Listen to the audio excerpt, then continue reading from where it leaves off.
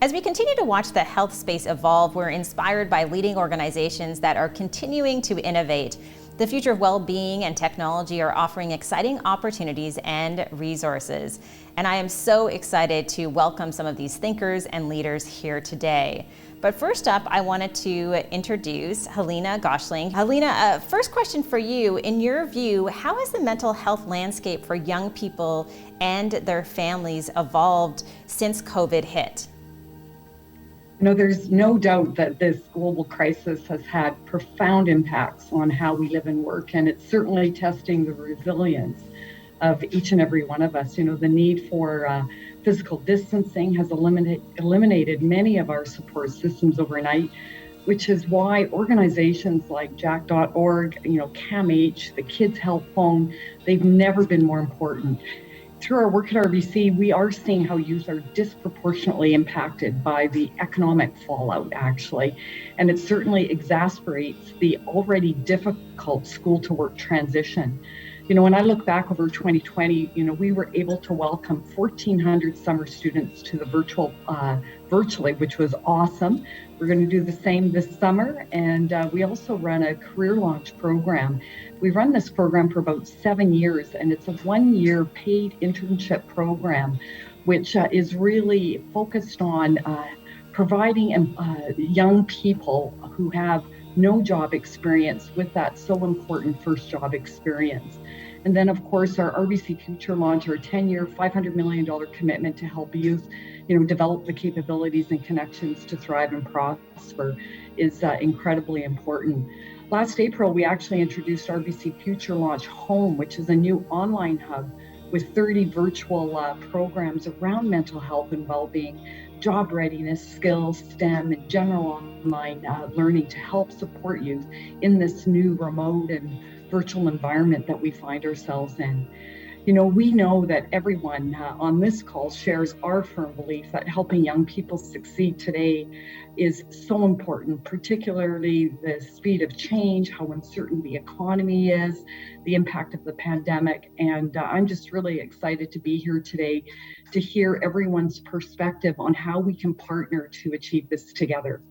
Yes, we do have an incredible panel who is waiting in the wings, so to speak, key partners and leading thinkers.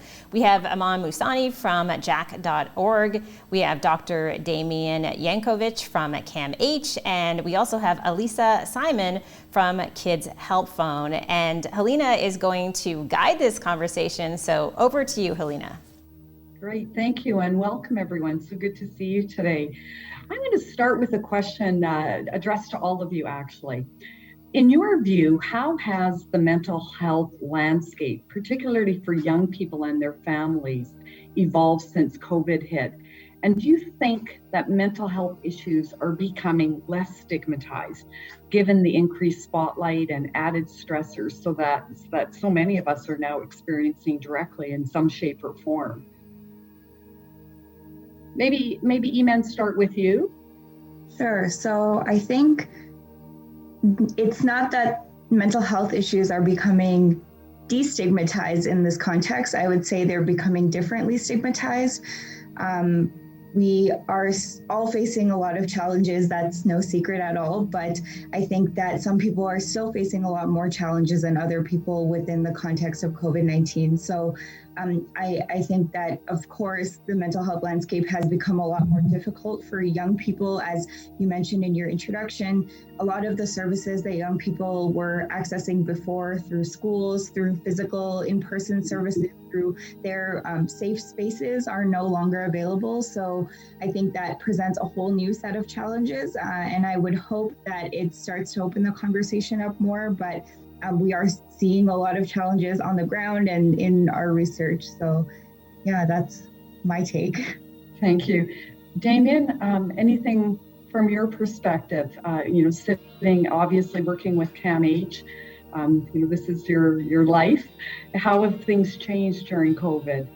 Well, I think we certainly are seeing a shift around mental health and the stigma associated with mental health and mental illness. And COVID has certainly, sort of raised the greater social awareness around the challenges, youth and the society is experiencing. But it does have to be said that the mental health pandemic has been in place before COVID, and now it has continued, and this has only, as Iman was saying, has been exacerbated, really. CAMH and other organizations have done their best to fight stigma associated with mental illness. You might have seen our Not Suicide, Not Today campaign, which points to the fact that mental illness can be fatal, right? But I am inspired by the youth voices actually, who are leading a lot of the changes and the shift associated with stigma associated with mental illness. I talk to my kids and look at their interactions online, and there's much more sort of an open and direct conversation around mental health and mental illness. So you certainly see a different approach and different recognition from youth around mental health and mental illness. But there are two caveats here.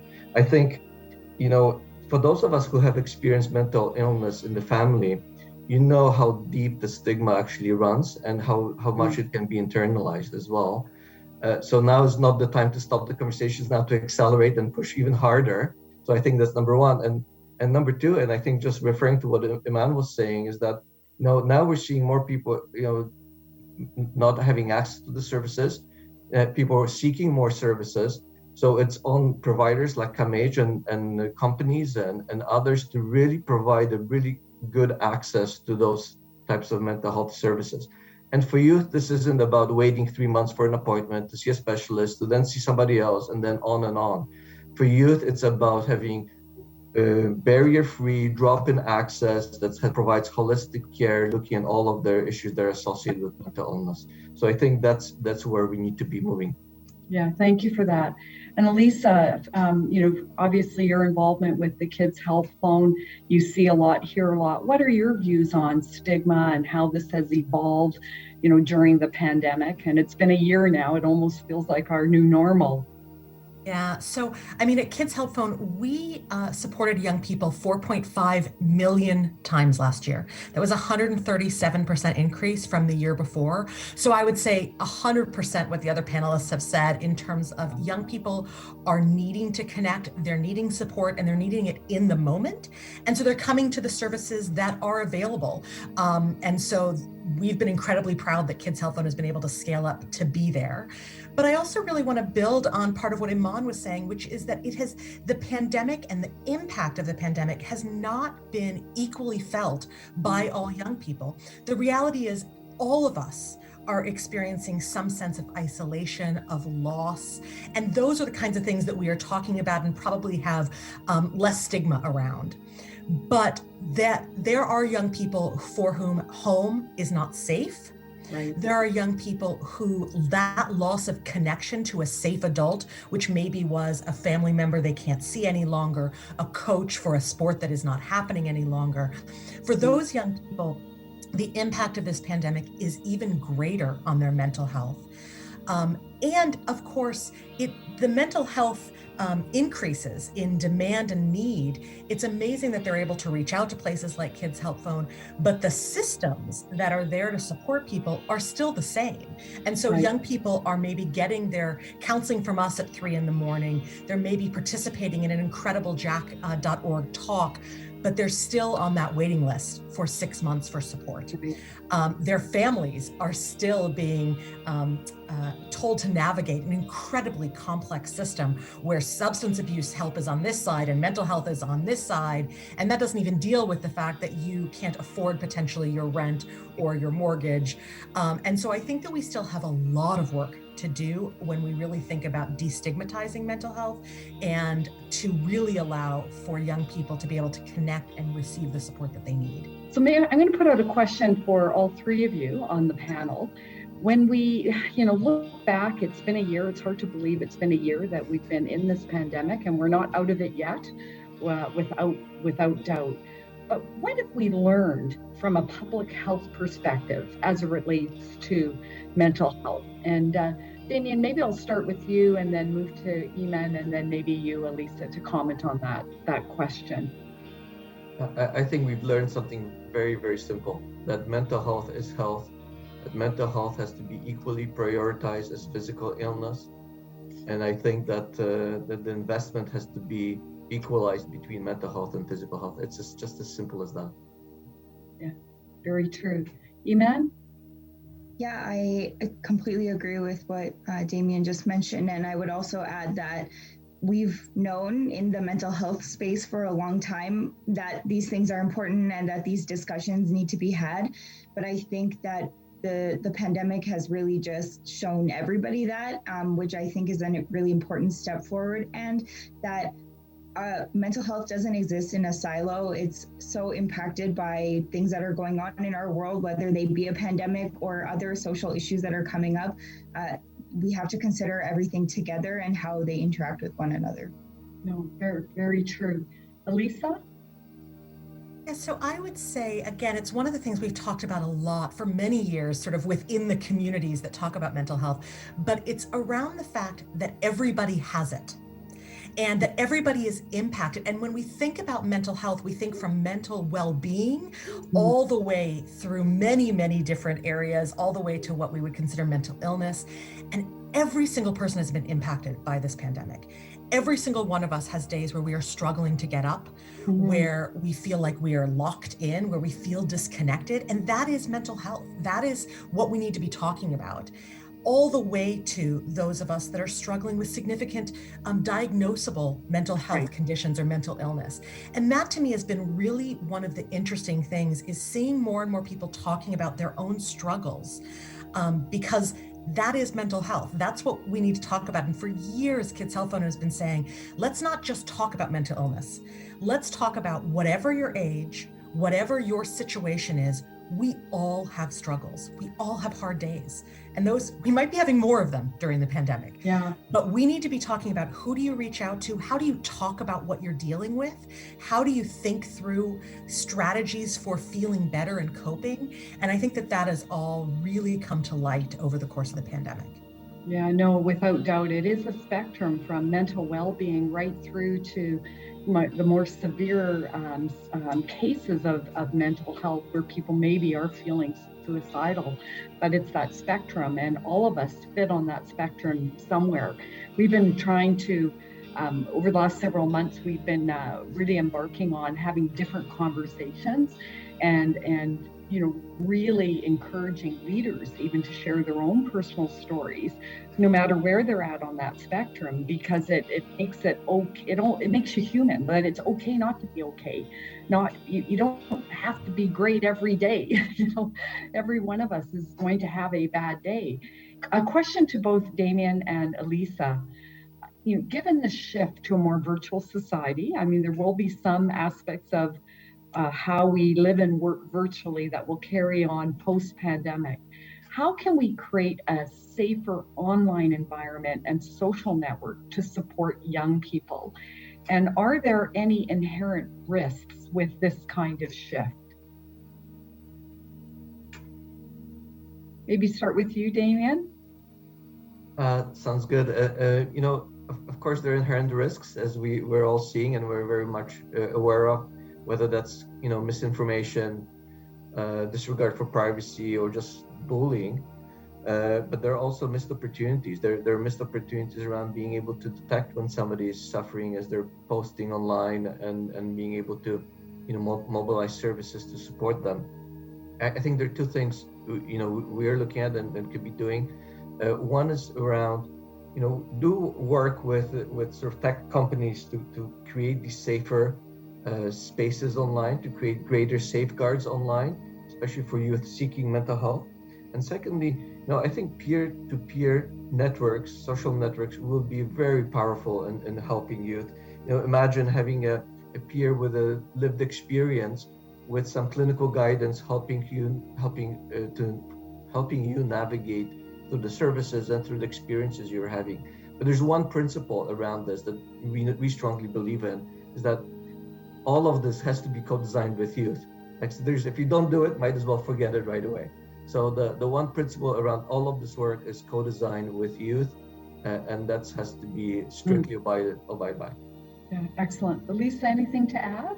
Yeah, I'm so glad you mentioned the co-design, Damian, because that is also a huge principle of our work at Kids Help Phone. And we actually right now have 260 young people that have been co-designing the last few months a national peer support service that we will be launching in the next few weeks. And it's been an incredible experience to really have that conversation with young people about how do you connect with other young people? How do you become an expert in your story and potentially supporting other young people? And then how do you think young people want to be able to talk about the challenges that they're facing? And so having this group of young people has been an extraordinary experience. We've hired youth moderators and really allowing them to build the service that's going to make the most sense to them. The other thing that I think is really important is as we're building new support systems, that's fantastic. We also have to think about the fact that young people are spending large percentages of their days on social media platforms. Mm-hmm. And so a lot of the work that we've been doing at Kids Help Phone is how do we integrate our supports into the places that young people are already spending their time? Instead of saying, well, yeah, we know that you really want to spend your time on TikTok or whatever the platform is, Instagram, but if you want support, leave that platform and come to us. And so last year we launched an integration with Facebook Messenger, and we did that specifically because we heard from Indigenous youth that that was the main way that they connected with each other. And so we said, well, if that's how young people want to connect with each other, then let's provide a connection to our service through Facebook Messenger. And we're looking at a lot of those integrations, again, to say your mental health support doesn't have to happen outside of the normal channels where you connect with each other. We can bring that support directly to you. And I think that that's really the future. That's very interesting. I mean, both co-designing and what I heard was meet them where they are. Yeah. And that's the only way that you're actually going to, make that connection in that right channel. So maybe one last closing question along the same themes. I mean, there's obviously so many innovative tools out there and for young people having to navigate. How does someone even know what's the right tool for them? And any, maybe a quick response from each one of you, any advice for people listening today as far as what would the right tool, how do you know what the right tool is? Maybe Iman, start with you. Sure. I think there's no real way to know the right tool. I think a lot of it is just trial and error and having a supportive network around you. We often talk at jack.org about how valuable peer support is. And while it's not everything, it is huge. So while we navigate this really complicated world of services, I think it's extremely important that youth have trusted people around them while they find the right resource, because it's not an easy checkbox to pick. Yeah, for sure. Damian? I completely agree, Iman. I think that's the, how do we go through all these tools available online, lots without any clinical evidence whatsoever, and even the ones with clinical evidence having very little of that. So I think that's a lot of we have certainly provided guidance around which tools to use and so on. But I think where the future is going is really matching youth and adults or anybody else to specific digital services. So you do get the service, you get assessed in some either active way through assessments or in a more passive way, but just with permission, looking at some of your experiences online, and then really designing a service that's personalized to you, providing you the digital supports that are coming from a trusted source. I think that will always be the case where a trusted source has to be there. Yeah, thank you. And any closing comments, Alisa? Yeah, I would say at the end of the day, it's on us to create a system that does not make young people or families run around trying to find the right tool, that we should not try to duplicate the on-the-ground mental health services where you don't know which one you should go to or which one has the hours that would work for you. We actually need to be building integrated systems of digital mental health supports. So we just launched a few weeks ago our very first chatbot on our website. And the idea behind that is to have a conversation with a bot lot that can help you get to exactly the tool or the article or the service that's going to be most meaningful for you. We've helped to build the Wellness Together portal, which is the federal government's COVID mental health response. And it is using measurement-based care for you to say, I tried this, it didn't work, maybe I should try that. Because the idea is not to offer you a buffet. Here's 500 services, try it out and let us know, did that one work? If not, there's 499 others. That is not helpful.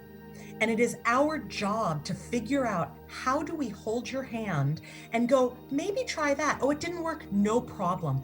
Here's another thing that might work for you based on what you're dealing with, what you said is most helpful to you. And that's our challenge. And we have to rise to that challenge, or we're going to be letting every person across Canada down.